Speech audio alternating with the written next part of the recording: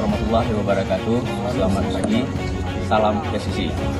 Kami Kapolsek Simpang Geni, Satuan Polres Aceh Timur bersama dengan Camat Simpang Geni hari ini, hari Kamis, tanggal 4 Desember 2025, kami telah tiba di Pelabuhan Kuala Simpang, Kabupaten Aceh Tamiang.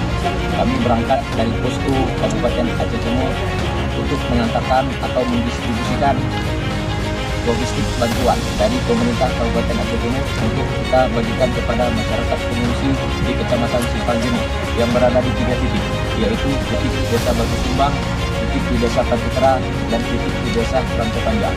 Perjalanan yang kami lalui yaitu hanya menggunakan satu-satunya transportasi sungai, yaitu dengan menggunakan perahu mesin atau boat, yang mana perjalanan kami akan kami tempuh kurang lebih sejauh 5 jam perjalanan.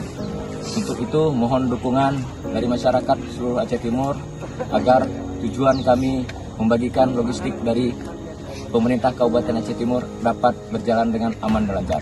Terima kasih. Wassalamualaikum warahmatullahi wabarakatuh.